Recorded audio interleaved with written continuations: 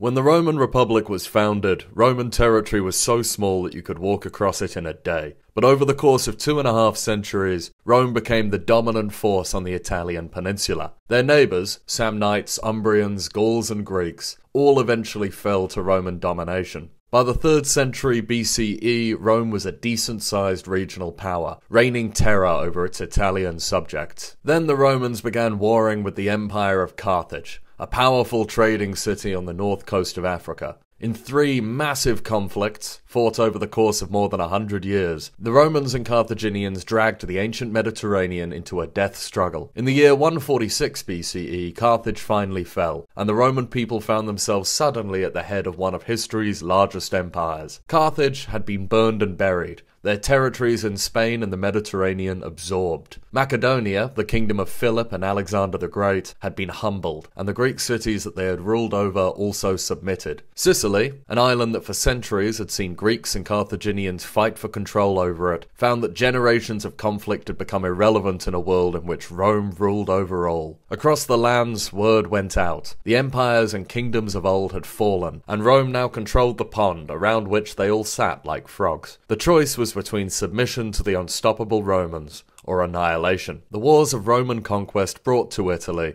the wealth and plunder of 100 states and peoples, and behind the gold and silver came tens of thousands of slaves. The Romans had always practiced slavery. Buying and selling human beings, most commonly prisoners of war, was ubiquitous in the ancient world, but never before had such a vast number of people been enslaved to so few masters. Ancient Rome was changing from a society that had slavery into a slave society. Slaves were no longer a luxury item, they were an economic necessity. Enslaved peoples were coming to make up a fair portion of Italy's entire population, and Roman society had to change to accommodate this. After all, their homeland was now filled with conquered people, people who had previously fought Rome as enemies, people who had no reason to love their new masters, and every reason to hate and resent them. As Rome struggled under the weight of her new empire, these enslaved peoples, who may have made up to a whole fifth of Italy's population, became a destabilizing force, both indirectly in how they affected Roman society and the Roman economy, and directly when they took up arms against their new masters in a series of conflicts that history remembers as the Servile Wars. Before we get into the story of the Roman slave wars, we need to talk about the problem with Roman slavery. So, join me on a walk on this lovely cloudy day, and we'll talk about what we think we know about Roman slavery, how we think we know it, and the difficulty that comes with studying it. Slavery was everywhere in ancient Rome. In fact, it was basically everywhere in the whole ancient world. And because it was such a ubiquitous part of common everyday life, we have plenty of sources that mention it. And we can use these to get a bit of an insight into how slavery worked back then. Slaves are common stock characters in Roman literature. Slavery appears in Roman legal documents all of the time, and slaves often appear in Roman histories.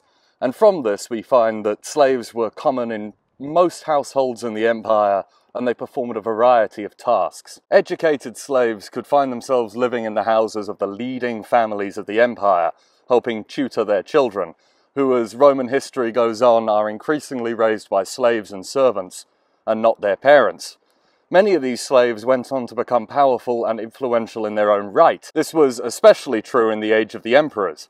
After all, if you're the slave of an emperor, you are closer to power than basically anyone else in the empire. The Emperor Claudius was famously close with his slaves and freedmen.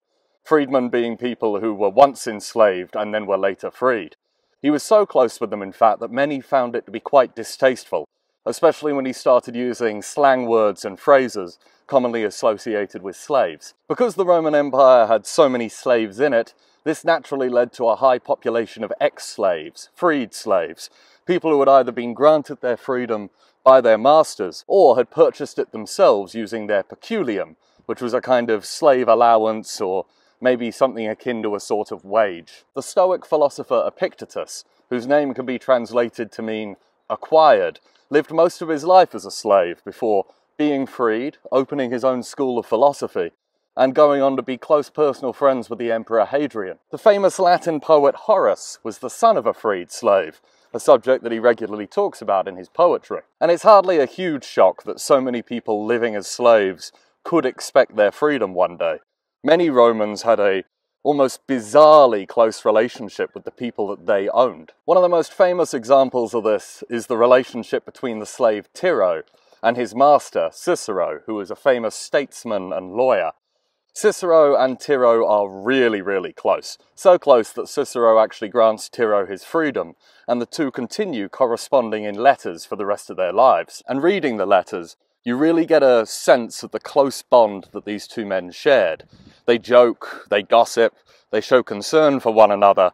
They trust each other as well, and you can really see that in the letters. They trust each other in the way that only lifelong friends can. About 100 years later, the Stoic philosopher and statesman Seneca talks about how he, unlike other more snobbish Romans, sees absolutely no issue with eating dinner with his slaves. After all, who is he to think that just because he's free and they are not, it is somehow shameful that they should share a meal together? And while Seneca boasts of the kindness that he shows his own slaves, he also vilifies cruel masters.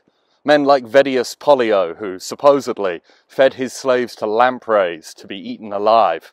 To the Roman elite, being a cruel or sadistic master was a sure sign of one's own moral depravity. A great many Romans are self-proclaimed good masters who pride themselves on treating their slaves kindly. And this can lead to the impression that Roman slavery was not all as bad as other slave systems, and that slaves were treated as humble friends of the family, patiently serving and waiting for a chance to earn their freedom, at which point they would integrate with free Roman society. A few of you might have already noticed something a little suspicious about this evidence, however, that all of our authors who talk about Roman slavery have one thing in common. They're all free. A slave account from antiquity sadly doesn't exist. Although slaves are regularly written about, they never get the chance to tell their own story. We only get to see the side of slavery that the masters saw. And anyone who's ever studied a more modern slave society will know that taking enslavers at their word is a really risky game to play. I mean, if this video was about American slavery in the 19th century, and the only sources I cited were the writings of plantation owners, it might give the impression that that system was also more benevolent than it actually was. Remember Cicero and his close friendship with his ex-slave Tiro?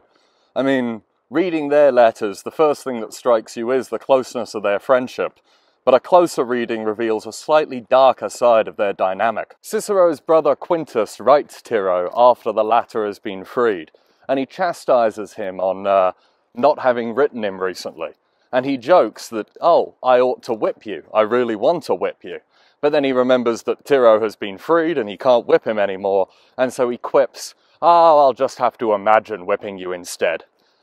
Which is, you know, like, how much of that was a joke? Well, we don't know, because we don't have Tiro's reply. Epictetus, the man who lived as a slave only to go on to found his own school of philosophy and become friends with the sitting emperor, well, he lived most of his life as a disabled man, unable to walk properly. This is often attributed to the fact that when he was young, his master deliberately broke his leg. So even though many Romans pride themselves on not being cruel, we also have to remember that Roman society was one in which violence was far more normalized. It might be better to translate this as not excessively cruel. A great example of this can be found in the writings of Galen, the 2nd century medical wizard. He tells a story of when he was on a road trip with a friend of his through Greece, and this friend of his turns to his slave and finds that the slave has forgotten some of his luggage. Unable to control his anger, he looks around for something to hit the man with. He ends up settling on his sword, which is still in its scabbard, and he hits his slave over the head with it. But he hits his slave so hard that the scabbard breaks, and the cold steel drives into the man's skull. This will almost certainly kill him. Galen's friend then leaves for Athens, but Galen stays behind and treats the injured man, who everyone expects to die. And when Galen reunites with his friend, he gives him a long lecture on how he believed what he did was wrong. He said, you shouldn't have hit your slave like that. Not because violence towards slaves is wrong, but because it was an unseemly display of anger. Next time, he ought to show more self-control. And this, I think, is the best way to read accounts from these so-called kind masters. Although it was undoubtedly better to be a slave of one of these guys than one of their crueler counterparts, they're still not primarily concerned with the lives of these people who are their property. They're concerned with their own moral growth and the ability to boast to their fellow aristocratic friends that they are oh so enlightened. Seneca let some of his slaves sit at the table with him while he ate dinner, because he thought that made him a good Stoic. If he thought beating them made him a good Stoic, he'd have done that as well. And you know, he might have done. We don't know, because we only have his account and not the accounts of his slaves. But, you may ask, what about the accounts of those freedmen writers? Plenty of freedmen turn out to be poets, or literary people, or philosophers. Surely people who once lived as slaves would have something to say about it. Well, sort of, but freedmen writers come with their own set of issues. For freedmen, doing anything that might be interpreted as a criticism of slavery or of their ex-masters was an incredibly risky game to play.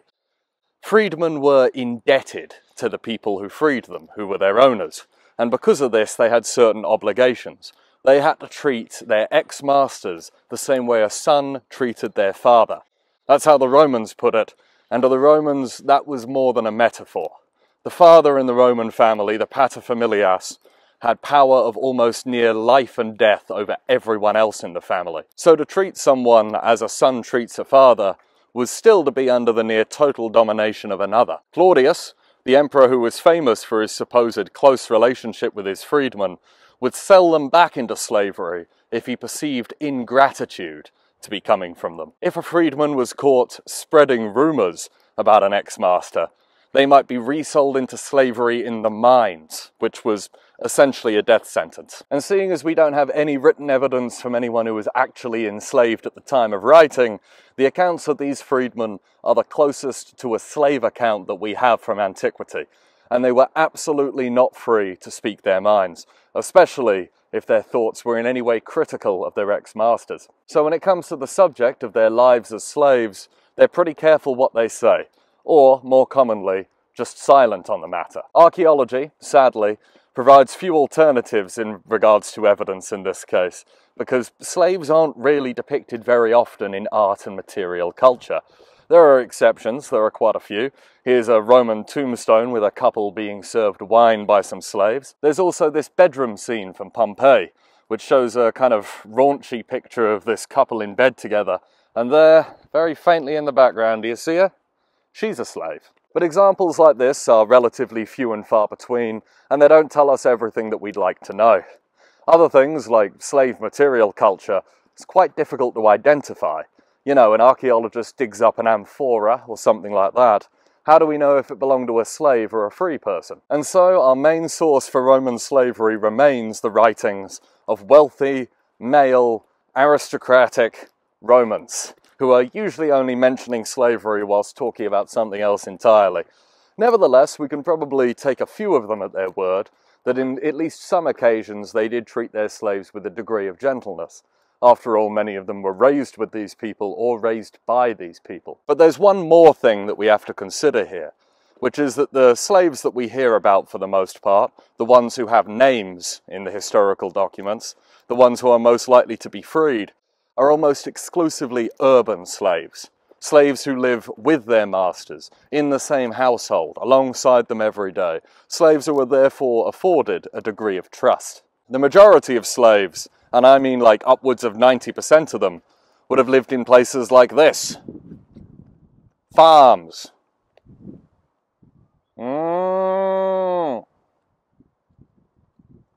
They never respond to me. Of course, it wouldn't be farms in the south of England like that one over there. It would be farms in Italy, which is, you know, like warmer and hillier for the most part. And rural slaves were treated very differently to urban slaves.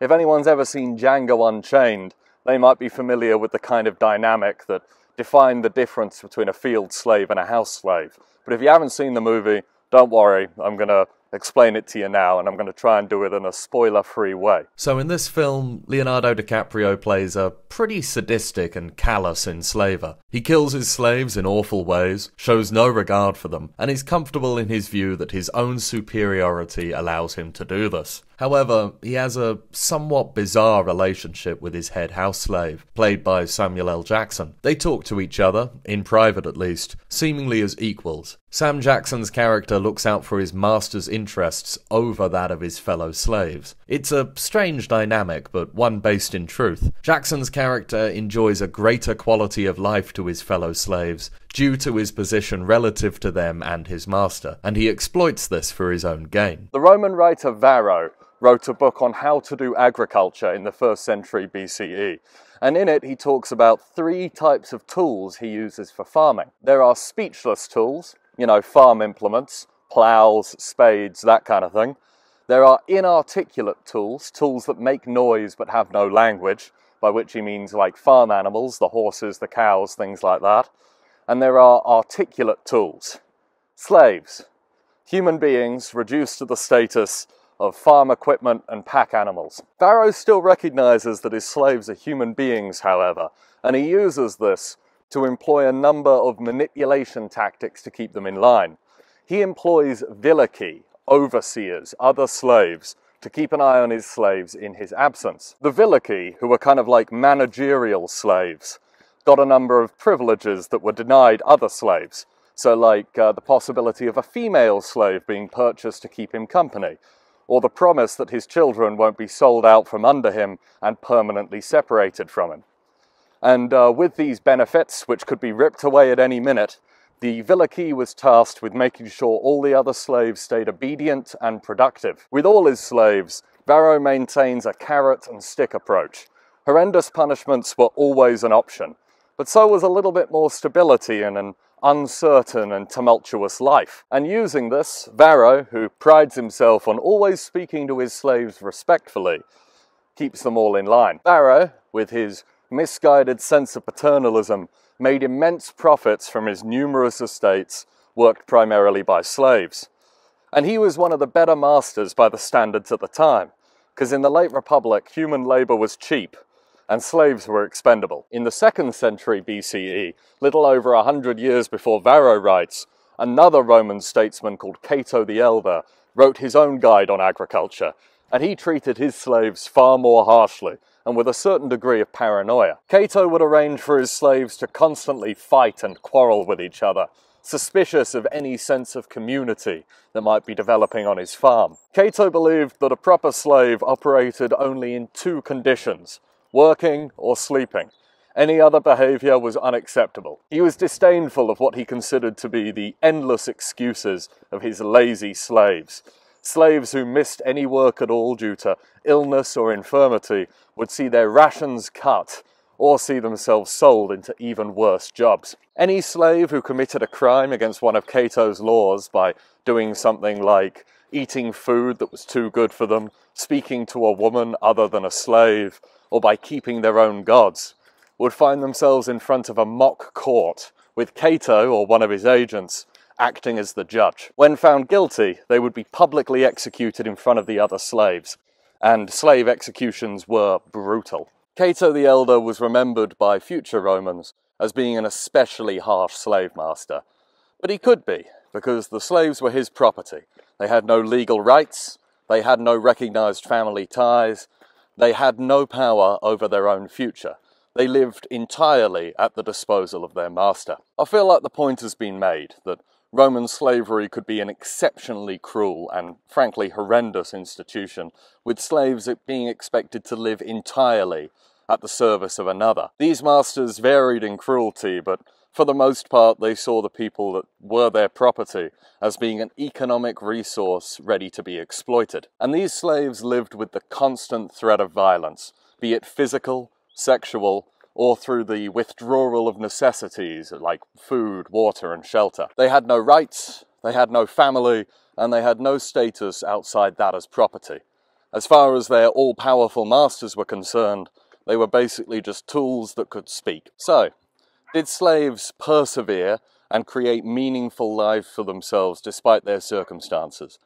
Did they keep their old gods, despite the prohibition put on them by some of their masters, or did they develop new religious traditions? Did slaves ever develop what Marx called a class consciousness, and despite their different origins, languages and customs, come to see themselves as one community defined by a shared struggle? We don't know, because the slaves are silent. Despite the fact that they maybe made up a fifth of the population of Rome at this time, there is perhaps no group in history as silent as the slaves. As we've established, the majority of Roman slaves worked in the countryside, primarily on the mega estates of the very, very wealthy. And in the ancient world, one of the real agricultural gold mines was the island of Sicily, which had this really good volcanic soil, which led to bountiful and reliable harvests, making it one of the Mediterranean's breadbaskets. And because of that, for centuries, it was a battlefield for various powers who all wanted a little bit of the dough. But by the late 2nd century BCE, the Romans were in control of the whole island and were thoroughly pillaging it. Everyone wanted land in Sicily, or even better, a posting there, because any magistrate who was posted to Sicily would undoubtedly leave a richer man. And every Roman wanted an opportunity to exploit this. And behind all of these fortune seekers came tens of thousands of slaves. Put to work on the farms, they were commanded by largely absentee landlords to meet increasingly high demands. After all, Sicily had a bit of a reputation as the place where it was easy to make money, so nothing less than spectacular profits were acceptable. But the dollar signs in their eyes somewhat blinded the Romans to the tensions that were bubbling underneath the surface. Slave insurrections had happened before, but never really with any success. But nevertheless, there were now a large number of enslaved people living side by side with free Romans, who surely had no reason to love their masters and every reason to hate them. Diodorus Siculus, a Greek Sicilian who lived through this time, talks about how the Romans treated their slaves and their lands. Because of the extreme prosperity of the people who enjoyed the natural products of this very great island, almost everyone, as he got richer, adopted first a luxurious and then an arrogant and provocative pattern of behaviour. As a result of these developments, slaves were coming to be treated worse and worse, and were correspondingly more and more alienated from their owners. That in the same way all men who owned a lot of land bought up entire consignments of slaves to work their farms. Some were bound up with chains, some were worn out by the hard work they were given to do. They branded all of them with humiliating brand marks. As a result, such a huge number of slaves flooded the island of Sicily that those who heard it thought it exaggerated and unbelievable. The Sicilians who controlled all of this wealth were competing in arrogance, greed and injustice with the Italians. Those Italians who owned a lot of slaves had accustomed their herdsmen to irresponsible behaviour to such an extent that instead of providing them with rations, they encouraged them to rob. So this was the position in Sicily at this time. Large numbers of slaves working in terrible conditions, largely turning to banditry to provide themselves with the necessities that their masters denied them. And the Roman slave-owning elite seemed to have been fine to let this continue, provided their slaves remained productive. So, now that the stage is set, we can begin our story in the central Sicilian town of Enna. Enna is a sacred city, beloved of Demeter, the goddess of agriculture. Enna is also the home of Antigenes, a Greek magnate who owns a slave called Eunice. And Eunice is tremendously popular with his master. Eunice believes that he has magical powers, which he gets from his close connection with the deities of his native country of Syria. He sees prophecies in his dreams, he communicates with the gods, and he can control the element of fire. Or so he tells everybody. And one day he goes to his master and says that he has a prophecy that he one day will become a king. Antigenes finds his slave's claim to be a prophet absolutely hilarious. He starts hosting social events where he wheels out his favourite slaves to show the guests, and they have great fun questioning him on the policies of his would-be kingdom. Eventually the guests start adding to the joke, and every time they come to Antigenes' house, they bring gifts of fine exotic food, give it to Eunice and say, hey, when you're a king, don't forget it was me who was nice to you. But just across the road from Antigenes' residence, there was another very different household, belonging to a citizen of Enna called Damphilos. And Damphilos had a bit of a reputation for cruelty and sadism.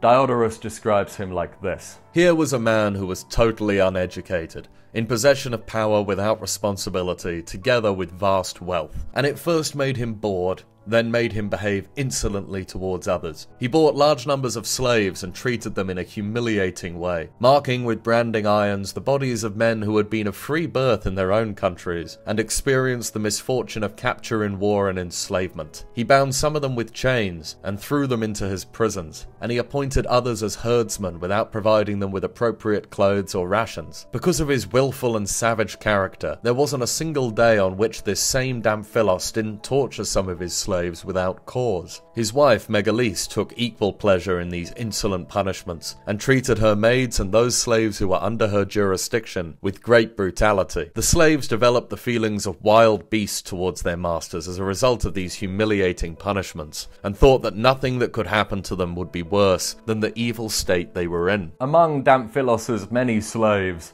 were two individuals called Ermias and Zeuxis, and they hated and resented their master bitterly. But they did have quite a good relationship with Damphilos's daughter, who was very different to her parents. You know, she spoke to the slaves politely and developed an almost sort of friendship with Ermias. Whenever her parents weren't watching her, she would take food and water out to the chained slaves and provide aid to those who had been physically abused. Ermias, Zeuxis, and the rest of Damphilos's slaves began to plan revolt. So, in the night time, when their masters were asleep, they snuck out to the neighbouring estate of Antigones to speak with someone that they had been told was a slave prophet destined to be a king. This was, of course, Eunice, the would-be favourite of the Syrian gods. They go and speak to him and they ask him, hey, if we do a rebellion, will the gods, give us their blessing? This is the ancient world, remember. They're very superstitious. Nothing gets done without the gods' approval. And Eunice gives them good news. The gods will grant them the power to revolt on one condition, that they do it immediately. The rebellion must take place tonight or not at all. And so Ermias and Zeuxis returned home, snuck past the house where their sadistic master was sleeping and into the prison that he kept. There, quietly as they could, they broke the chains of the slaves that were there, and then scattered to nearby estates, finding the most downtrodden slaves they could, breaking them out and inviting them to join their midnight meeting. In a quiet grove, far from the ears of suspicious Romans, 400 slaves gathered for a nocturnal sacrifice. Without a blood offering to the gods, there was no hope of success. When the sacrifice was complete, the slaves joined together and swore a sacred oath, binding them to their purpose. Then they emerged from the darkness, armed with farming tools, makeshift weapons, and a deep, burning anger. They made their way into the city of Enna. When the silence was broken, it was sudden. Shouts of encouragement and terror filled the streets as the slaves exacted brutal justice on their masters. Then, when the slave owners had been punished, they turned their wrath on the general population of the town. Diodorus reports that nobody, not even women and children, were spared. Eunice, leading the slaves and welcoming newcomers from surrounding households, had his own master and mistress brought before him. Antigones, who had once wheeled Eunice out at dinner parties for a joke, was executed by him in the streets. But you know who wasn't among the dead and dying? Damphilos, the sadistic master whose slaves had begun this entire thing. He wasn't home, it turned out. He was on a residence just outside the city with his wife and daughter. So a number of slaves were sent to fetch him, and before long he was apprehended, and he and his entire family were dragged through the streets of Enna with their hands tied behind their back. Damphilos was dragged in front of the leaders of the revolt, where, apparently not grasping the severity of his situation, he seems to have assumed that he was on trial. So he stands up straight and begins explaining his actions, justifying himself, and defending himself as if he were in a courtroom. He was not in court, however, and Zeuxis and Ermias very quickly dissuaded him of this notion by stabbing him in the stomach and then cutting his head off. His wife, Megalese, was given over to the female slaves that she had abused. They kept her for a while and tortured her as they pleased, before eventually throwing her off a cliff. There was still the matter of Damphilos's daughter, however. Initially, it seemed like she was going to share her parents' fate, but remember that she was kindly and popular amongst the slaves of her estate, and she had an especially close relationship with Ermias, the slave who had just helped butcher her father. Ermias made sure that nobody laid a finger on her. He appealed to Eunice, clearly the rebel leader at this point, and eventually secured her safe passage out of Enna.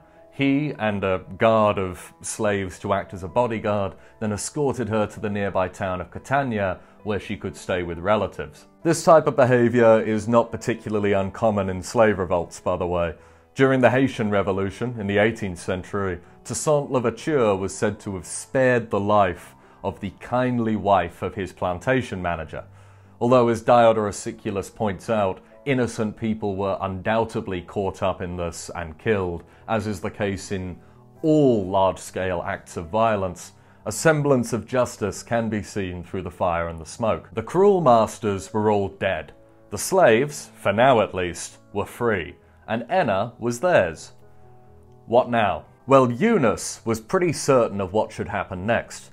He was destined to be a king, remember? So he puts on his own head a royal diadem and takes the name King Antiochus. Antiochus was a pretty meaningful name in antiquity, especially to a Syrian like Eunice. It was a very common name amongst the Seleucid dynasty of what is today Syria, which had started with Alexander the Great. Basically, it's a kingly name. But I'm going to keep calling the leader of the slave rebels Eunice, just to stop this from getting too confusing. Eunice styled himself a Hellenistic king. His mistress would become his queen, his close associates became his counselors, and his horde of followers were relabeled Syrians. And immediately they began preparing for the inevitable Roman retaliation. Enna was fortified, and the farm tools were all melted down to be repurposed as weapons.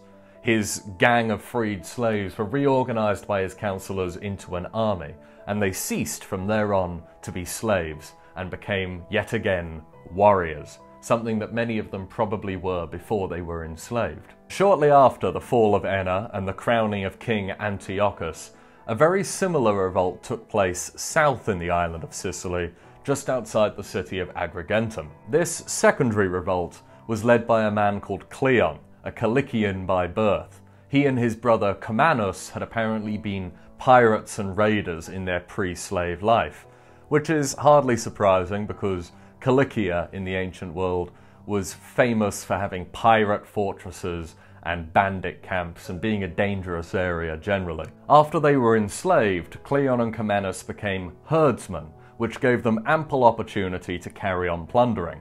Diodorus Siculus reports that slave owners regularly didn't feed their slaves, but instead encouraged them to steal.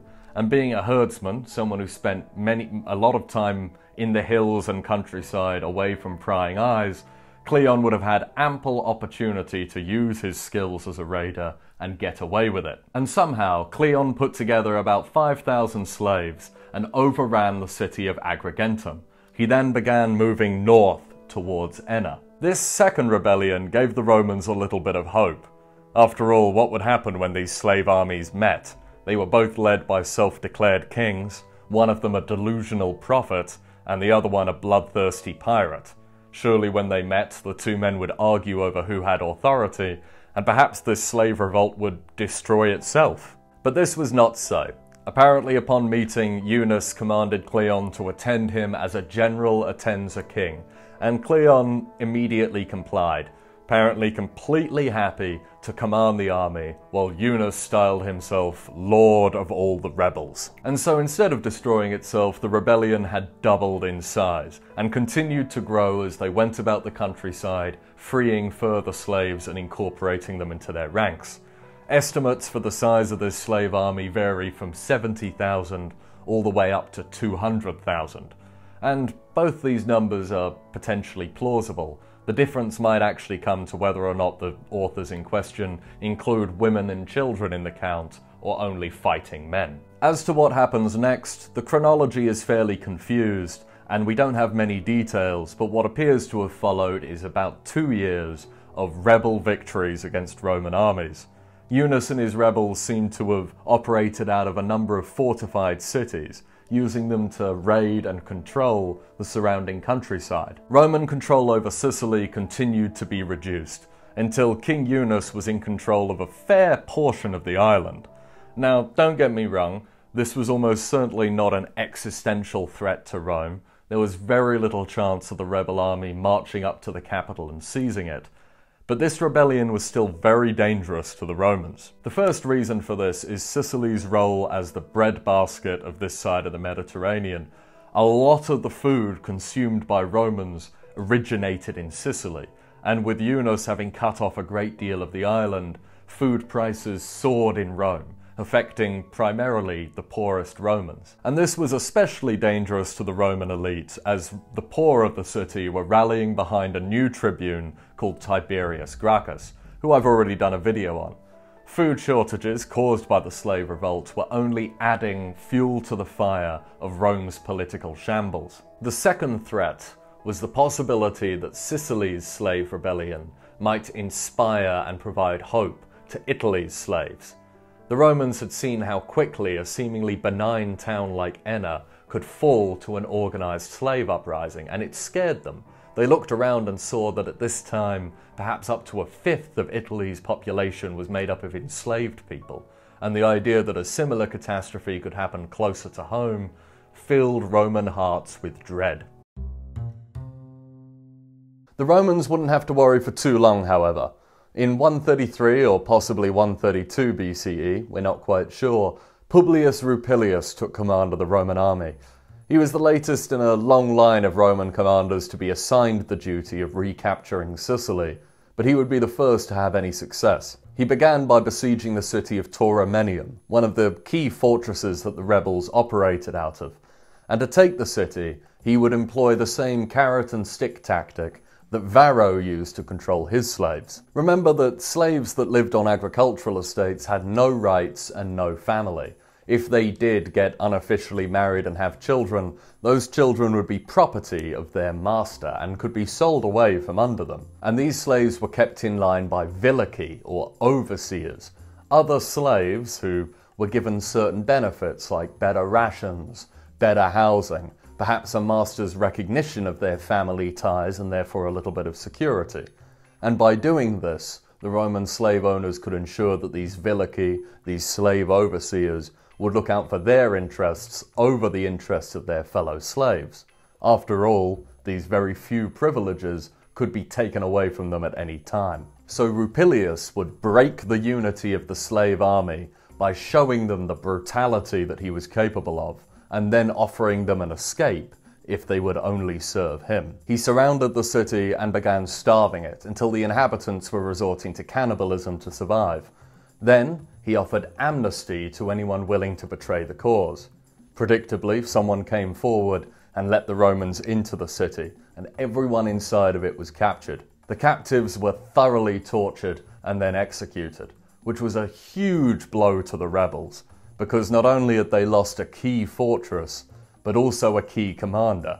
Cleon's brother Comnenus was among the executed. The message was clear. The gloves were well and truly off. Rupilius would starve the rebels into submission and then brutally execute anyone who continued to resist. And with this in mind, he marched his army to Enna, the city beloved of Demeter, where all of this had started. Their fortunes having reversed entirely, the slaves were now facing down a huge Roman army that they absolutely could not defeat in the field. And when Rupilius laid siege to Enna, the leadership of the rebels was divided on what to do next. Cleon seems to have understood that the end was near, and probably concluding that it was better to die fighting than risk capture and inevitable torture and execution, he and a few of his comrades sallied forth out of the city and threw themselves at the Roman lines. He fought bravely, but the end result was never in doubt, and before long Cleon's body, covered in wounds, was being displayed by the Romans for all in the city of Enna to see. Eunice, on the other hand, still saw hope. Maybe not for his rebellion, but certainly for himself. So he gathered his bodyguard, his attendants and his servants, of whom he had many because he'd styled himself as a king, remember, and he fled the city into the mountainous interior of the Sicilian countryside. But Eunice's hopes for escape were completely in vain.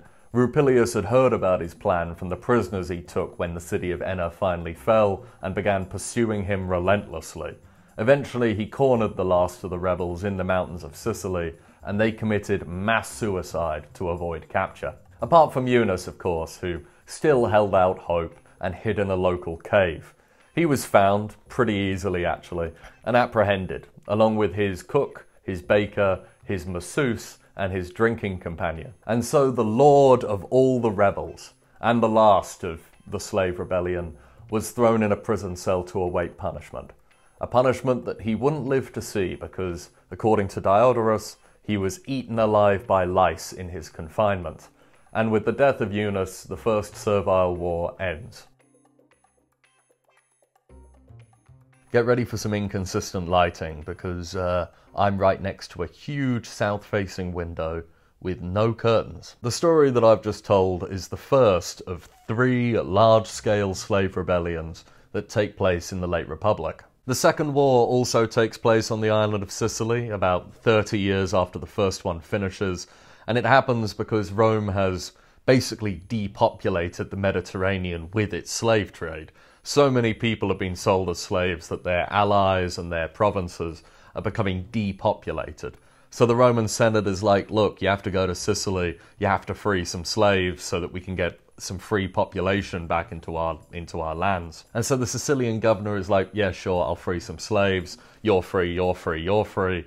But the landowners in Sicily who own these slaves are like, oh no, it's not fair, this is our property, it's going to be unfair on us, da, da, da, da, da, da.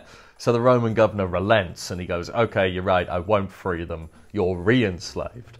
And the recently freed are like, no, you can't just do that, that's unfair. You can't just enslave us, free us, and then re-enslave us. We're going to rebel. And the course of this Second War plays out pretty similarly to the first. You know, there's a small uprising, it snowballs until the rebellion becomes huge, the slaves take over a large portion of the island of Sicily, they declare one of their own to be king, and they name him Antiochus, again, told you it was an important name. And then about 3 years later, the Romans managed to utterly crush it. The Third Slave War, oh, the sun's out, oof. The Third Slave War is the most famous one because it stars Kirk Douglas in it. And I've already done a video on it, probably around there, and I'm probably going to end up doing another one in the not too distant future. And none of these wars were in any way successful. Everyone ended up either dead or re-enslaved by the end of it.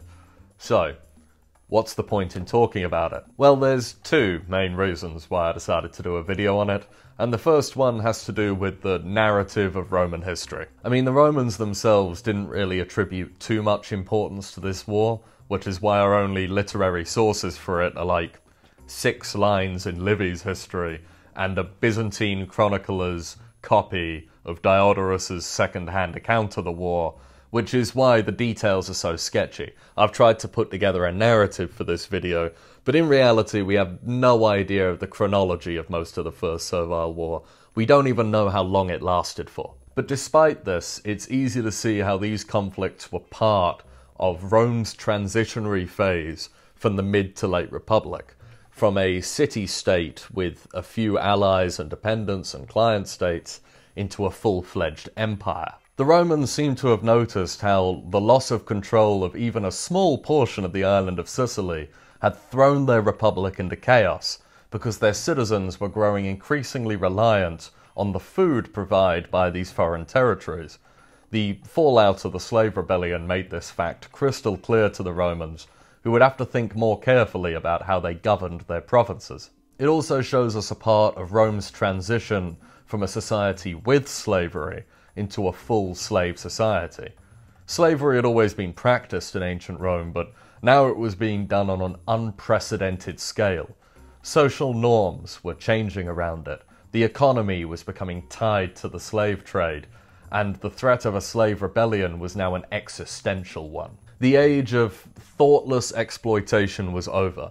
Diodorus, along with future Roman writers, would regard the causes of the rebellion to lie with the greed and the cruelty of the slave masters, and this would lead them to think about slavery more carefully going forward. The days of Cato the Elder, who ruthlessly exploited his slaves and ruled over them with an iron fist, gave way to the more manipulative tactics of masters like Varro, who controlled his slaves with a balance of carrot and stick, the promise of freedom and a better life, mixed with the constant threat of horrendous punishment, torture, and execution. That is, if you guys remember that example. I know it was a fair while back in the video, but Cato the Elder was the really, really cruel slave master, and Varro was the one who, like, employed vilici and overseers and gave them extra benefits and treated them a little bit better so that they would look out for his interests. It's the Django Unchained example, that one. When future acts of slave resistance took place, like, I don't know, slaves murdering their master on his estate, the Romans would respond in a twofold manner. The act itself would often be blamed on the master's cruelty or sadism or greed, but the slaves would still be horrendously punished. After all, who could sleep safely at night, knowing that slaves could murder a free Roman and get away with it? So that's how the slave wars affected the free Romans. How it affected their massive enslaved class is more difficult to ascertain. To the slaves, these rebellions represented the final gasp of a conquered world. They were unsuccessful, as sadly almost all rebellions and uprisings by enslaved peoples are, but they're worth talking about. In the modern age, as well as, for a fair bit of history, the Romans have been greatly admired. As well they should be, because they achieved incredible things.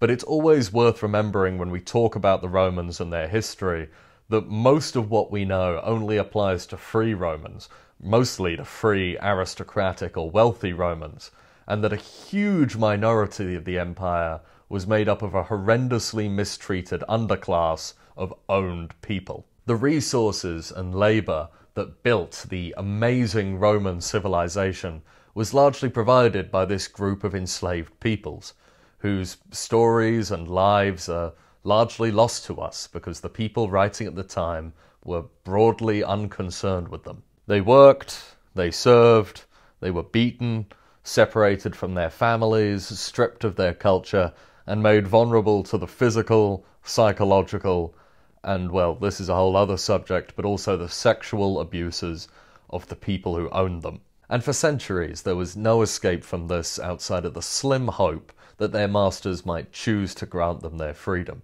The Romans, as far as we can tell, never entertained thoughts of abolition. Instead, they only laid the groundwork for Europe, North Africa, and the Near East to continue the practice of slavery for the next 2,000 years. Now, all of this may not seem that important. The shadow of Roman slavery doesn't loom over our modern world in the same way that those of more recent slave societies do. And there's no type of person nowadays who still have to fight for their rights or still get discriminated against due to their ancestors being enslaved by the Romans. It's got more to do with how we view history. If we ignore these people in the same way that many of our ancient sources do, it's like we're acting as if they didn't play a role in the great human story that we are all the inheritors of. And that's just not what history is about. History is supposed to be about recreating as best we can and as accurately and as fully as we can the lives and stories of people who inhabited a world that is now long gone. And it would be a crime against good history, therefore, to talk about the ancient Romans without also talking about ancient Roman slaves. Alright, bibliography time. So I know that future me, who's editing this, is going to forget to cite some sources. So, for the sake of making his life simpler, I'm just going to show you the books I read now. You guys can just pause the video and look at these if you're really that interested. So, oh, this one's not actually relevant to the video, it's just one that I really, really like. Kyle Harper, excellent scholar on late Roman slavery. Got that one, lots of Keith Bradley, he's a very good one. Sandra Joshel. I'm also going to put all of the ones I don't have physical copies of, but nevertheless did contribute to this video. I'm going to put stills that you can see them. So the next time someone comments that I get all of this information from Wikipedia, I did actually look at the wiki page for this, but I did also read books. Thanks for watching.